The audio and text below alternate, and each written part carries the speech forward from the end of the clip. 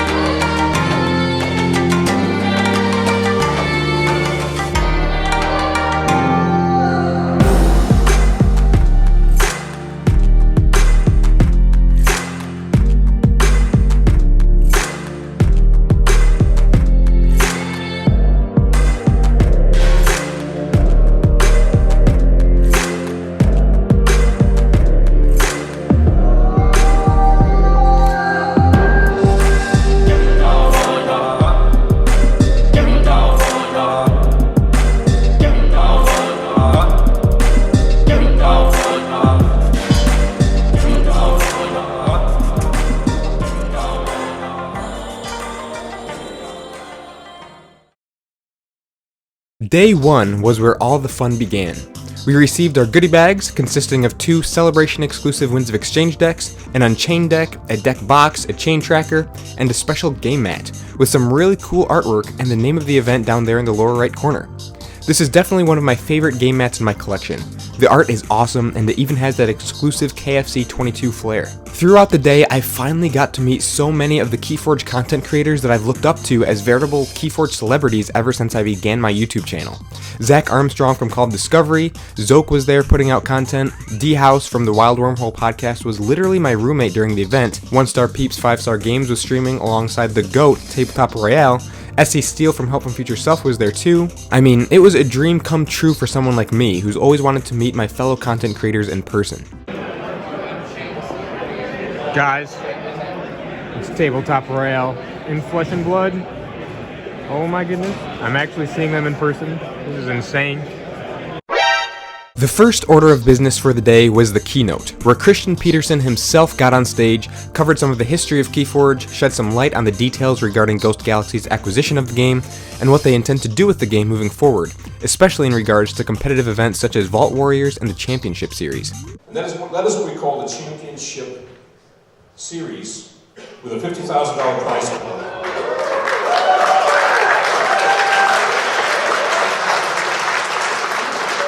Then, after the keynote, it was time to get into the actual gameplay. Now, there are a couple different formats for day 1. You could either play Sealed, where you would get 1 Winds of Exchange deck and play that through the tournament, or Sealed Alliance, where you would get 2 Winds of Exchange decks and build an Alliance deck out of them, which you would then play with. I played in the Sealed Alliance, just because I wanted to get my hands on as many WoE decks as possible. These are the 2 decks I opened, that I needed to construct an Alliance deck out of. One of them had the Fish token, and the other had the Belatoran Warriors. Now what's interesting is that you could choose which of the 2 token creatures you wanted for your alliance. So for example, I could take the Belatoran Warrior without necessarily needing to add the Saurian house they come from into the alliance. That's not what I ended up doing though. I went with Fish because that destroyed effect really appealed to me, something that punished the opponent in the form of damage for attempting to deal with my token creatures. For the first house, I went with the Unfathomable from Impersonator Askell Failbosun. Again, something I wanted plenty of in my deck was board control. Flounderite and Soleft offered some direct destruction, and Maelstrom acted as something of a board clear. It also had some hand disruption in the form of double sunk cost, forcing the opponent to discard a random card from their hand, something I thought might come in handy. There was also plenty of token generation. The double sunk cost and Watch Your Step had potential to generate them, along with Kamalani and double initiation. In terms of Ember control, there was Stir Crazy for some capture and a Skullback Crab. So lots of destroy triggers to punish the opponent for messing with my board, and a sprinkling of everything you want to see in a house. For my second house, I went with the Mars from Senora M. Ekboban. I was immediately drawn to the double Kaboom, 2 more full board wipes in addition to the Maelstrom. So, if they did manage to successfully mess with my board, I had a couple backups in order to clear theirs as well. It also had some nice synergy with the Ironix Rebel, readying Mars creatures in preparation for Psychic Network, a bit of Ember control in addition to the Nizik Resonator taxing the opponent's keys, and the Ixlix Mesmerist capturing onto their own creatures. Nyan Outpost and Mark II Generator acted as token generation, and the Genetic Blast was enhanced with an extra Ember Pip. So overall, a pretty solid Mars house, though Yixel the Iron Captain and Ironix Rebel were the only two creatures with the Ironix trait, meaning Yixel's value was somewhat limited. And the last house I chose for this alliance deck was the Brobnar of Signora M. Ekboban. One of the first things I noticed was that it had plenty of anti-token tech, meaning I had answers if the opponent started spamming token creatures. Double Heave the Huge and Earthshaker were great to see, a large part of why I chose this Brobnar house over the other one. They were also big bodies to go with the Brick Nasty, among others such as Jarl's Vend. There was some more Ember control with the Rant and Rive, some hefty direct damage with the Broken Axe Outpost, and a really nifty Rowdy Scald enhanced with 3 Ember Pips, which I hoped would come in handy at some point. There was lots of token generation with the double Brawl In, each making 2 at a time, Nurbor Flamewing enhanced with the draw icon, and the Jarl's Vend, so I could get my fish out pretty consistently. So, my game plan with this alliance deck was to spam token creatures, get a big board out there, and reap out. And if the opponent tried to mess with it, they would get punished for it with all the destroy triggers, mainly those on fish. I could also counter decks that tried to do the same thing, with cards like Heave the Huge and Earthshaker, and in case they did manage to get rid of my board, I had a couple panic board wipes to back me up. Sure enough, my token spam strategy worked, and I managed to race ahead to forge 3 keys and seize my first victory. I reaped out on a number of different occasions, while simultaneously managing to keep his board and Ember in check. It was still quite a close game, and this is where I began to realize that fish, while at first seemingly relatively nondescript and unassuming, is actually a pretty awesome token creature. My second game was actually live on Tabletop Royale's stream. At last, my dream of being on a TTR stream was about to come true. I could check it off the bucket list. But let's just say it got my nerves going a little, knowing tons of people would be watching my game live. This was one of the closest games of KeyForge I've ever played. Our game went to time, and it all came down to the fact that I had 3 Ember in my pool, and he had 4 in his. I lost my second game by a single Ember, it was that close. It was still a ton of fun, and I think it's super cool I got to be on one of the live matches. And hopefully, if I ever get to be on another TTR stream, I'll play a little better and keep my head on straight. I don't remember a whole lot about my third game, except that my spam tokens and reap out strategy worked once again, and I took the dub. More and more I realized just how much of a pain fish is for the opponent, making the choice tough between dealing with my board and losing theirs in the process, or leaving my board alone and letting me reap out. That's the exact predicament I was hoping to force my opponent into, and it makes me wonder comparatively how effective that strategy would have been had I chosen Bellatoran Warrior over Fish while constructing my deck. Would Bellatoran Warrior have been even more difficult than Fish for my opponents to deal with? But then again, had I chosen Bellatoran Warrior without its Saurian house to avoid the training costs, I would have only ever been able to use them if I called Saurian with no other cards to play or use, and I'm not sure that would have been worth it. With Fish, I at least had the whole rest of the house to use along with them. So, I was 2-1 going into my fourth game, and unfortunately this is where the dream ended.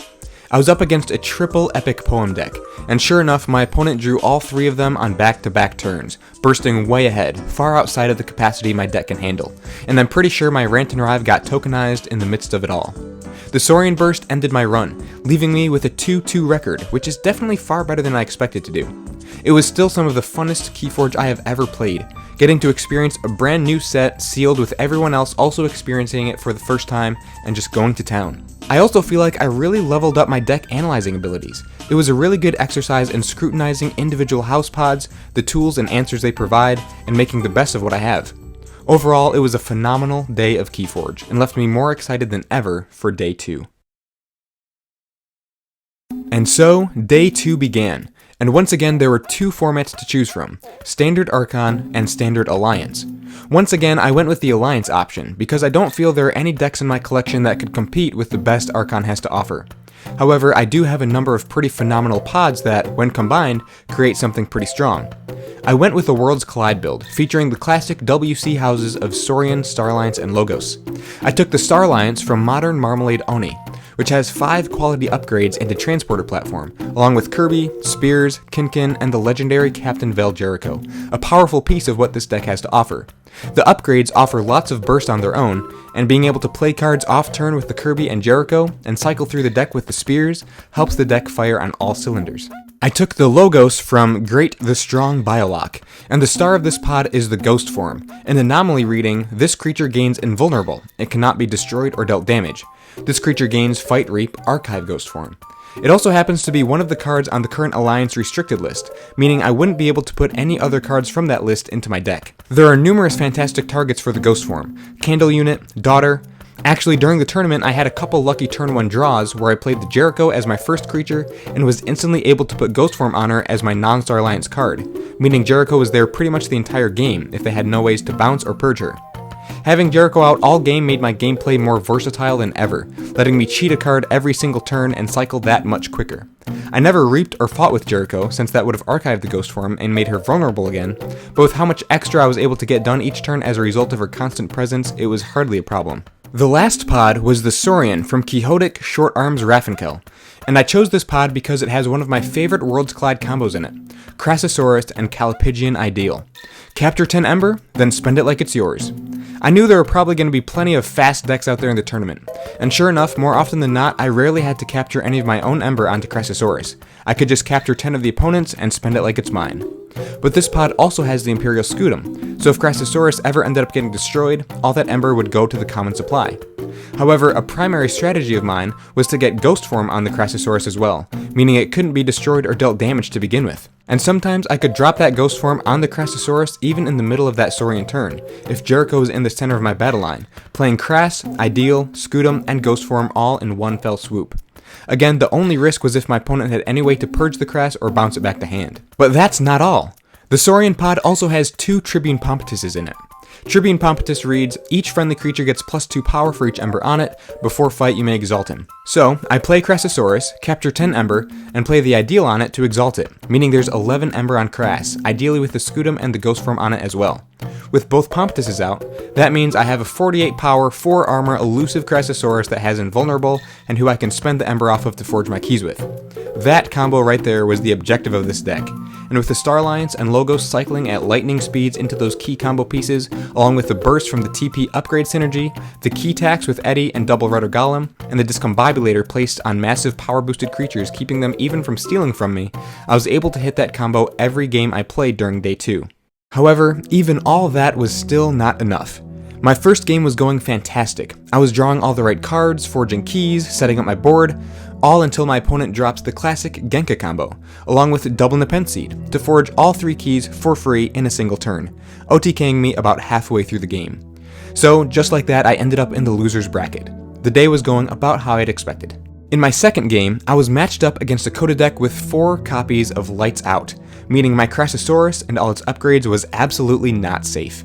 Thankfully, however, she dropped all 4 of them in a single turn when my Crassosaurus wasn't on the board, so I evaded that threat. I'm pretty sure she was a newer player, otherwise she probably would have held on to at least a couple copies in order to negate my Crassosaurus threat later in the game, but luckily that's not what happened. And if she was a newer player, it was super brave of her to play in such a competitive setting. I really hope she keeps playing, pushing the boundaries of her skill as a player, and that we'll see her at more events in the future. So at this point I was 1-1, and in my third match I was up against another OTK deck, this one from Call of the Archons, with the classic Hunting Witch, Dust Pixie, Nature's Call, Chota Hazard shenanigans going on, with plenty of ways to archive the pieces in Logos, and a really disruptive dis. Throughout the whole game, I was playing in a constant state of trepidation, knowing the combo was just around the corner and I would lose in the same fashion as I did in the first game. But I got insanely lucky because this never happened.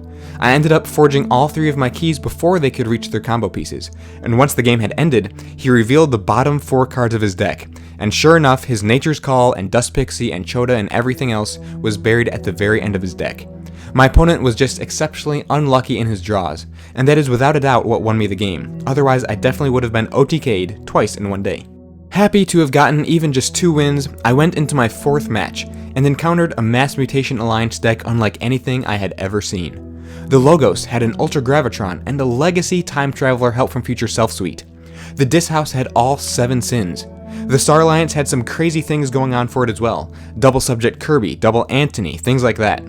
He told me after the game that on DOK the deck came out to 115 SAS altogether, a truly exorbitant number. Going into the game, I expected to get absolutely trounced, but I actually managed to forge 2 keys before he seized his inevitable victory, and both those keys came from Crassosaurus upgraded with the Ideal. It was truly a wonder to see his deck function though. Every card he played was high impact, and not a single one of his turns was mediocre in any sense of the word. He always progressed by leaps and bounds no matter what house he called. So at the end of the day, I went 2-2, which is, again, far better than I expected. I had a great time, and it has me excited for what Alliance will offer in the future. I definitely plan on competing in this format again if I can. I did play a number of second Ember matches as well, side games that went alongside the main tournaments where for each win, you would acquire a ticket. At first, I lost a lot of my second Ember games and I was feeling a little frustrated, but then I won 3 games in a row, acquired 3 tickets, and that evening, when numbers were drawn, all 3 of my tickets went through, and I won a prize for each one of them. The first prize was a Sealed Winds of Exchange deck, the second prize was a set of premium metal keys with a WOE deck, and the third prize was a WOE deck and one of the elusive Fuzzy Gruen plushies, a legendary KeyForge item that is now the pride and joy of my KeyForge collection. Winning all those prizes definitely made up for all my losses that day, and it was a perfect way to wrap up Day 2. Day 3 was the top cut for Archon and Alliance, so obviously I wasn't competing in anything official that day. I mostly just played a few games here and there, mostly the decks I won from last night and Unchained stuff, and recorded something for a video that'll be coming out quite soon. Besides that, it was a pretty chill day. Once the 2 main tournaments ended, prizes were handed out to the winners, and a wonderful weekend of KeyForge was wrapped up. As one of the first big KeyForge events I've ever been to, KeyForge Celebration 2022 truly was a delight to attend. It was such a privilege getting to play with Winds of Exchange and Unchained early, and seeing everything Ghost Galaxy has to offer moving forward over the next year. I've got to give a huge thank you to Ghost Galaxy for putting on this event.